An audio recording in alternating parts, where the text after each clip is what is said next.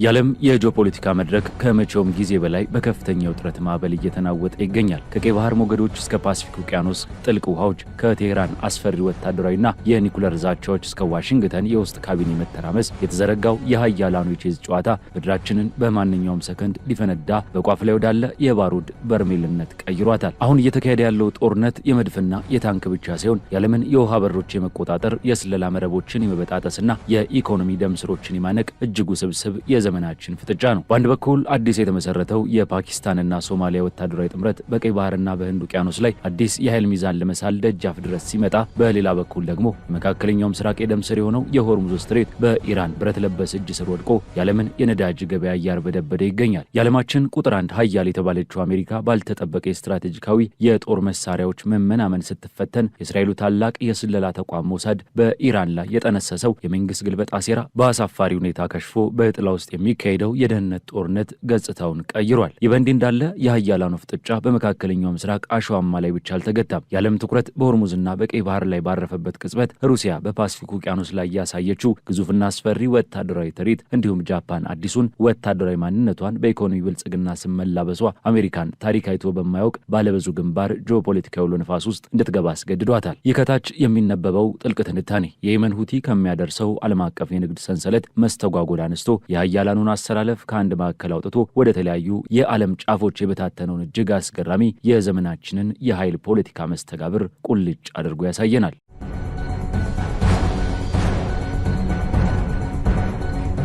ይህ ቮይስ ኦፍ ኢትዮጵያ ዓለም አቀፍ ትንታኔ ነው። የዓለምን ፖለቲካ በሰፊው የምንዳሰስበት መድረክ። ለቻናላችን አዲስ የሆናችሁ ሰብስክራይብ በማድረግ አብራችሁን ቆዩ።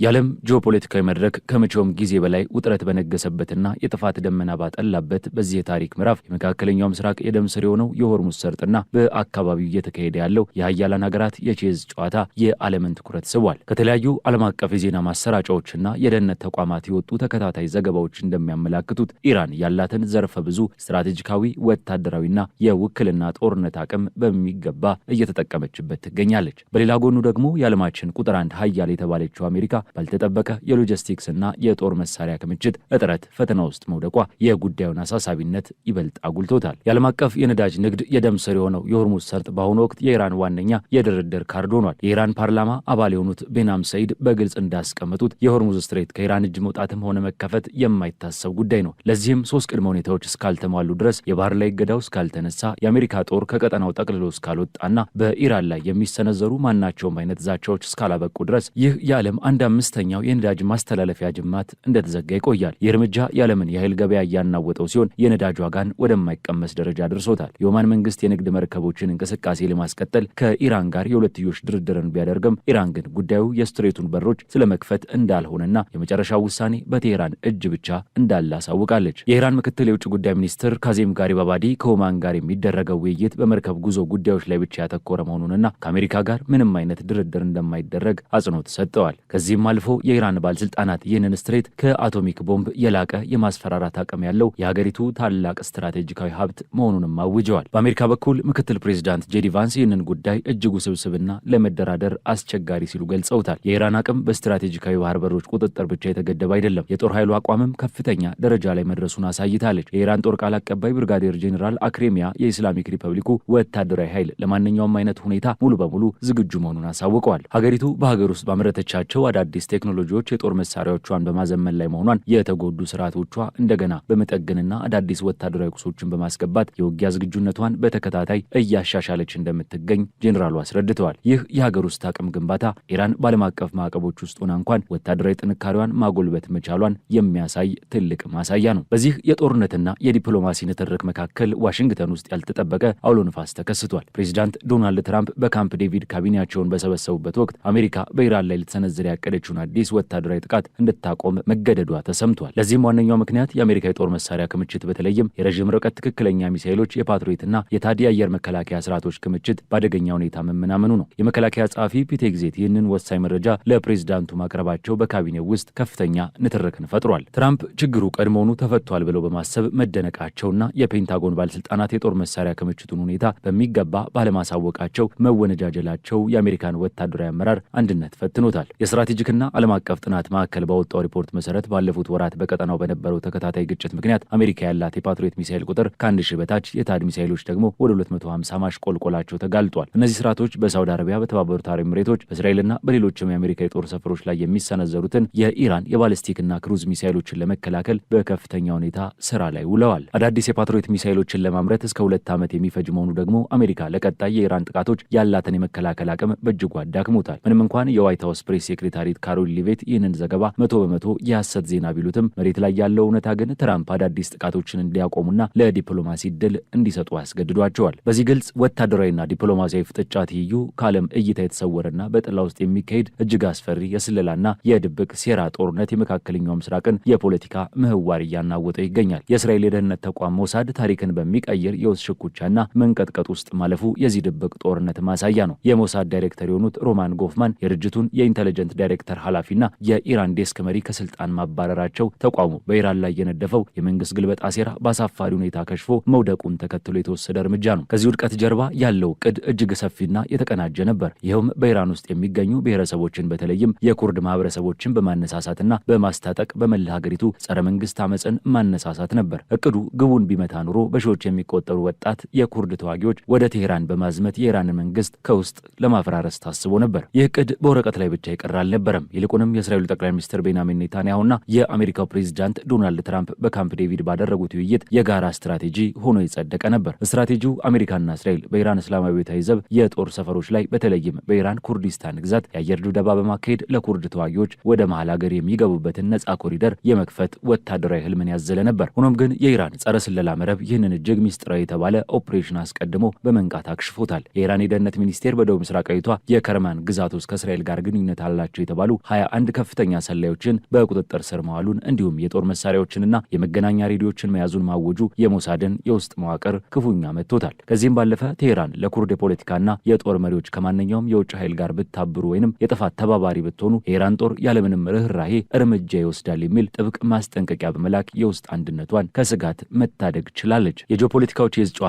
ወደ ሌላ አስፈሪ ምዕራፍ የተሸጋገረው ኢራን የኒኩሌር ጦር መሳሪያን በተመለከተ የሰጠችው ይፋዊ ማስጠንቀቂያ ነው። ጃፓን 81ኛውን የሂሮሺማ አቶሚክ ቦምብ ጥቃት መታሰቢያ በምታከብርበት ወቅት ኢራን ይህንን አጋጣሚ በመጠቀም የአሜሪካን የኒኩሌር ፖሊሲ አጥብቃ ኮንናለች። የኢራን ቋሚ ተወካይ በቬና እንዳሉት አሜሪካ በሰው ልጅ ታሪክ ውስጥ የኒኩሌር መሳሪያን በመጠቀም ብቸኛው ሀገር ሆና ሳለ አሁንም የኒኩሌር ማከማቿን እያዘመነች ትገኛለች። የተባበሩት መንግስታት ድርጅት ዋና ጸሐፊ አንቶኒዮ ጉቴሬዝ እና የሂሮሺማ ከንቲባ ካዙሚ ማትሱሺ የኒኩሌር ጦር መሳሪያን በዓለም ላይ የሚያመጡትን አስፈሪ መዘዝ በማንሳት ሀገራት ከዚህ ድርጊት እንዲቆጠቡ ቢማጸኑም የኢራን እስላማዊ አብዮታዊ ዘብ ዋና አዛዥ አህመድ ቫሂዲ ግን ዓለምን ያስደነገጠ ንግግር አድርገዋል። አሜሪካና እስራኤል የኒኩሌር መሳሪያ ባለቤት እስከሆኑ ድረስ እኛም ለብሔራዊ ደህንነታችን ስንል የኒኩሌር መሳሪያ ባለቤት ለመሆን መስራታችንን እንቀጥላለን፣ እነርሱ ትጥቅ ከፈቱ እኛም ትጥቅ እንፈታለን በማለት ኢራን የኒኩሌር ቦምብ ለማምረት በቋፍ ላይ መሆኗን በግልጽ አሳውቀዋል። ይህ መግለጫ ኢራን ከሰላማዊ የኒኩሌር ፕሮግራም ወደ ጦር መሳሪያ ባለቤትነት ሽግግር እያደረገች መሆኑን ያመላከተ ሲሆን ይህ ደግሞ በምዕራባውያን ዘንድ ትልቅ ድንጋጤን ፈጥሯል። ከዚህ በተጨማሪም የኢራን ወታደራዊ አቅም በተግባር የታየባቸው ሌሎች ግንባሮችም አሉ። የኢስላሚክ ሪፐብሊኩ የጸጥታ ኃይሎች በሲስታንና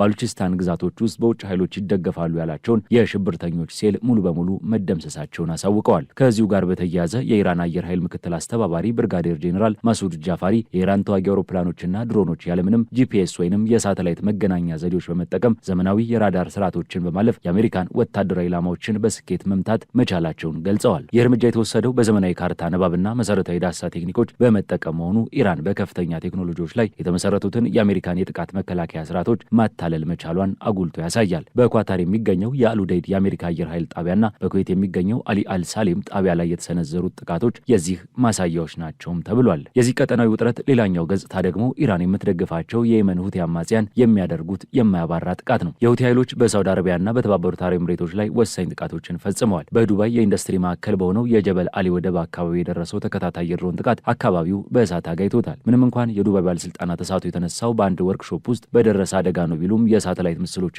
የማህበራዊ ሚዲያ ቪዲዮዎች ግን ጥቃቱ ሰፊ ውድመትን ማድረሱን አሳይተዋል። የዚህ ጥቃት መዘዝ ከቀጠናው አልፎ አውሮፓ ድረስ ተሰምቷል። በጀርመን የሚገኘው ታዋቂው የቅባትና ኬሚካል አምራች ኩባንያ ፋከስ በሳውዲ አረቢያ ያንቡ በሚገኘው የጋራ ፋብሪካው ላይ በደረሰው የሁቲዎች ጥቃት ምክንያት ምርት ለማቆም ተገዷል። ይህ ክስተት የመካከለኛው ምስራቅ ግጭት የዓለምን የኢንዱስትሪ አቅርቦት ሰንሰለት እንዴት በቀላሉ ሊያስተጓጉል እንደሚችል የሚያሳይ ሕያው ምስክር ነው። በተጨማሪም የሁቲ አማጽያን በደቡባዊ ሳውዲ አረቢያ የሚገኘውን የናጅራን አውሮፕላን ማረፊያ በድሮን በመምታት ሙሉ በሙሉ ከስራ ውጭ አድርገውታል። የሁቲ ኃይሎች በቀይ ባህር ላይ የጣሉትን የንግድ መርከቦች ማዕቀብ አጠናክሮ የቀጠሉ ሲሆን እስራኤልን፣ አሜሪካና ብሪታንያን በሚደግፉ ሀገራት መርከቦች ላይ ያነጣጠረ እርምጃን እንደሚወስዱም ዝተዋል። ይህ ሁሉ ወታደራዊና የውክልና ፍጥጫ በከፍተኛ የዲፕሎማሲ ዘመቻ ታጅቧል። የኢራን የውጭ ጉዳይ ሚኒስትር አባስ አራቺ ከሳውዲ አረቢያ፣ ከኳታር፣ ከቱርክና ከፓኪስታን ባለስልጣናት ጋር አስቸኳይ ውይይቶችን አድርገዋል። መልእክታቸውም እጅግ ግልጽና ከባድ ነበር። በአሜሪካ ላይ ያላችሁ ተጽዕኖ ተጠቅማችሁ በኢራን ላይ የታቀደውን አዲስ ጥቃት አስቆሙ። ይህ ካልሆነ ግን አሜሪካ ከእናንተ ምድር ተነስታ ጥቃት የምትሰነዝር ከሆነ መላው ቀጠናው ዋጋ ይከፍላል። ኢራን የአረብ ሀገራትን የነዳጅ ማጣሪያዎች፣ የኤሌክትሪክ ማስተላለፊያዎች፣ የውሃ ተቋማትና የትራንስፖርት መስመሮችን ኢላማ እንደምታደርግ አስጠንቅቀዋል። ይህ ማስጠንቀቂያ ሳውዲ አረቢያና ኳታርን ከፍተኛ ስጋት ውስጥ የከተተ ሲሆን የሳውዲው አልጋ ወራሽ ሉል መሐመድ ቢን ሳልማን ፕሬዚዳንት ትራምፕን በቀጥታ በማነጋገር ወታደራዊ እርምጃውን እንዲያዘገዩና ለድርድር ቅድሚያ እንዲሰጡ ተማጽነዋል። የፓኪስታኑ ጠቅላይ ሚኒስትር ሻባዝ ሻሪፍ እና የቱርኩ ፕሬዚዳንት ረሲብ ጣይብ ኤርዶዋንም ወደ ሪያድ በማቅናትና የቀጠናውን የጸጥታ ሁኔታ ለማረጋጋት አዲስ የጥምረት ስምምነት ለመፈረም በመንቀሳቀስ ላይ ይገኛሉ። ፕሬዚዳንት ትራምፕ በትሩዝ ሶሻል ገጻቸው ላይ የአሜሪካ ጦር ተዘጋጅቷል፣ ሆኖም መሪዎች በጠየቁኝ መሰረት ለድርድር እድል ለመስጠት የሆርሙዝ ሰርጥን ሙሉ በሙሉ እንዲከፈት በሚያደርግ ስምምነት ላይ እስክንደርስ ጥቃቱን አግጃለሁ ማለት ገልጸዋል። ሆኖም ይህ የዲፕሎማሲ ሙከራ የኢራንን ቅድመ ሁኔታዎች ያሟላ ባለመሆኑ የትኛውንም ወገን አላረካም። የመካከለኛው ምስራቅ የቼዝ ጨዋታ በአንድ ጂኦግራፊያዊ ቀጠና ብቻ የተገደበ አይደለም። የዓለም ሀያላን ሀገራት ትኩረታቸውን ወደ እስያ ፓሲፊክ የውሃ አካላትም በማስፋት ላይ ይገኛሉ።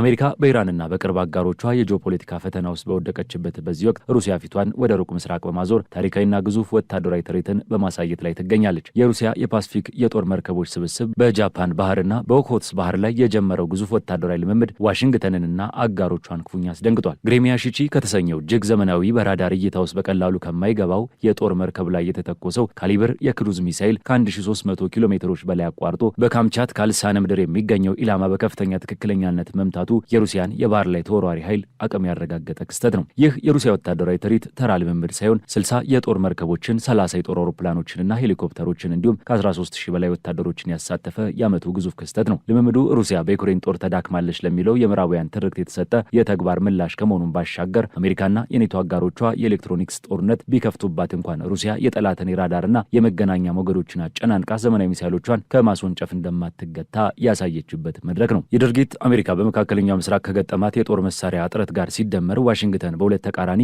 የዓለም ጫፎች ላይ በአንድ ጊዜ ጦርነት የመክፈት አቅሟን በእጅጉ የሚፈታተን ሆኗል። የሩሲያ የፓሲፊክ ላይ ጡንቻ ማሳየትን ተከትሎ የቅርብ ጎረቤት የሆነችው ጃፓን ባህላዊ የሰላም ፖሊሲዋን በመተው አዲስ ወታደራዊ ማንነትን ለመላበስ ተገዳለች። የጃፓን መንግስት የሀገሪቱን መከላከያ በጀት ከመቼውም ጊዜ በላይ በከፍተኛ ደረጃ በማሳደግ አዳዲስ የጦር መርከቦችን፣ የረዥም ርቀት ሚሳይሎችንና ሰው አልባ የባህር ላይ ቴክኖሎጂዎችን ለማምረት ወስኗል። የሚገርመው ነገር የጃፓን የመከላከያ ሚኒስቴር ይህንን ጦር የማዘመን ውሳኔ ለህዝቡ ያቀረበበት መንገድ እጅግ ለየት ያለና ጥበባዊ መሆኑን ነው። የተለመዱትን አስፈሪ የጦር ታንኮችንና ወታደራዊ ሰልፎችን ከማሳየት ይልቅ የሀገሪቱን የዘንድሮ የመከላከያ ነጭ ወረቀት ሰነድ በአኒሜሽን ስዕላዊ መግለጫዎች የታጀበ ነበር። ሰነዱ በፈገግታ የተሞሉ ቤተሰቦችንና እጅግ ዘመናዊ የሆኑ የቴክኖሎጂ ከተሞችን በማሳየት ወታደራዊ ጥንካሬን ከሀገር ኢኮኖሚ ብልጽግናና ከማህበራዊ ደህንነት ጋር በማስተሳሰር የህዝቡን ስነ ልቦና ለመቅረጽ ሞክሯል። ይህ የሚያሳየው ሀገራት ወታደራዊ ዝግጅታቸውን ለጦርነት ብቻ ሳይሆን ከፍተኛ የጦር አቅም መገንባት፣ ለኢኮኖሚ እድገትና ለስራ ፈጠራ ዋስትና በሚል አዲስ ፖለቲካዊ ትርክት እያሸጉት መሆኑን ነው። በአጠቃላይ ከቴህራን እስከ ቴል አቪቭ፣ ከዋሽንግተን እስከ ቶኪዮና ሞስኮ የተዘረጋው ይህ ጂኦፖለቲካዊ ሸረሪት ድር የሚያሳየው የዓለማችን የኃይል ሚዛን ከአንድ ማዕከል ወደ ተለያዩ የዓለም ጫፎች መበታተኑን ነው። የእስራኤል ሞሳድ የገጠመው የስለላ ውድቀት፣ የኢራን የማያወላውል ጸረ ስለላና ወታደራዊ ብቃት እርምጃ፣ ሩሲያ በፓሲፊክ ውቅያኖስ ላይ ያሳየችው የረዥም ርቀት ሚሳይል የማስወንጨፍ ብቃት፣ እንዲሁም ጃፓን መከላከያዋን በኢኮኖሚ ደህንነት ስም ለማሳደግ የጀመረችው ስትራቴጂካዊ ሽግሽግ ሁሉም በአንድነት ሲገመገሙ አንድ ትልቅ እውነትን ያፈርጣሉ። ይኸውም አሜሪካ በዓለም አቀፍ ደረጃ ገጥሟት የማያውቀው ባለብዙ ግንባር፣ ባለብዙ ተዋናይና እጅግ የተወሳሰበ የጂኦፖለቲካ ማዕበል ውስጥ መግባቷን ነው። ጦርነት ማለት መድፍና ታንክ ብቻ ሳይሆን የኢንቴሊጀንስ የበላይነት፣ የሳይበር አቅም፣ የኢኮኖሚ ማዕቀብን የመቋቋም ብቃትና ዓለም አቀፍ የውሃ በሮችን የመቆጣጠር ስልት መሆኑን አሁን ያለው ዓለም አቀፋዊ መድረክ በጉልህ እያስመሰከረ ይገኛል። በማጠቃለያው እነዚህ ዘገባዎች ቁልጭ አድርገው እንደሚያሳዩት የመካከለኛው ምስራቅ የፖለቲካና የወታደራዊ ኃይል ሚዛን እጅግ ውስብስብ በሆነ መንገድ ተሳስሯል። ኢራን በሆርሙዝ ስትሬት ላይ ያላትን ጂኦግራፊያዊ የበላይነት፣ በከፍተኛ ደረጃ ያደገውን የሀገር ውስጥ የሚሳይልና የድሮን ቴክኖሎጂ አቅም እንዲሁም እንደ የመን ሁቲ ያሉ የውክልና ኃይሎችን በመጠቀም በቀጠናው ላይ ጠንካራ ስትራቴጂካዊ ተጽዕኖን መፍጠር ችላለች። የኒኩለር መሳሪያ የመስራት ዛቻዋም ዓለም አቀፉን ማህበረሰብ ክፉኛ እያሸበረው ይገኛል። በሌላ በኩል አሜሪካ ምንም እንኳን የዓለም ቁንጮ ወታደራዊ ቴክኖሎጂ ባለቤት ብትሆንም ረዘም ላለ ጊዜ በቆየው ግጭት ምክንያት ያጋጠማት የመከላከያ ሚሳይሎች መመናመን ወታደራዊ ውሳኔዎቿን እንድትገታና ወደ ዲፕሎማሲ እንድታዘነብል አስገድዷታል። ይህ ሁኔታ የሳውዲ አረቢያ፣ የተባበሩት አረብ ኤምሬቶች፣ የኳታር፣ የኦማንና የቱርክን የዲፕሎማሲያዊ ሩጫ ያፋጠነው ቢሆንም የእያንዳንዱ እርምጃ ውጤት ግን በቀጭን ክር ላይ የተንጠለጠለ ነው። የኢራን የማያወላውል አቋም፣ የአሜሪካ የአሜሪካ ሎጂስቲክስ ማነቆና የውክልና ጦርነቱ መስፋፋት ቀጠናውን በማንኛውም ሰከንድ ወደማይቀለበስ መጠነ ሰፊ ጦርነት ሊያስገባው በሚችል አደገኛ አፋፍ ላይ ያቆሞታል። ይህ እውነታ የማንኛውንም ወገን ትክክለኛነት ወይም ስህተትን ሳይሆን አሁን ባለው የዓለም አቀፍ ግንኙነት አውድ ውስጥ ሀገራት ጥቅማቸውን ለማስጠበቅ የሚጠቀሙበትን አስፈሪ ኃይል ፖለቲካ ምንነት ቁልጭ አድርጎ የሚያሳይ ነው። ጦርነቱ በአካል ከመጀመሩ በፊት በስነ ልቦና፣ በኢኮኖሚ፣ በቴክኖሎጂና በዲፕሎማሲያዊ ጫና አውድማዎች ላይ በከፍተኛ ደረጃ እየተካሄደ ይገኛል። የዓለም ዓይን በእነዚህ ተዋናዮች ቀጣይ እርምጃ ላይ ተተክሏል። ምክንያቱም የዚህ ጂኦፖለቲካዊ ፍጥጫ ውጤት የመካከለኛው ምስራቅን ብቻ ሲሆን የመላው ዓለምን የኢኮኖሚና የደህንነት ዕጣ ፈንታ የሚወስን ነውና። የዛሬው ዓለም አቀፍ ትንታኔያችን በዚሁ ተቋጨ። ስለተከታተላችሁን እያመሰገንን ለቻናላችን አዲስ የሆናችሁ ሰብስክራይብ በማድረግ ቤተሰብ እንድትሆኑ እንጋብዛለን። ከሰዓታት በኋላ በሌላ ዓለም አቀፍ ጉዳይ እስከምንገናኝ ሰናይ ጊዜ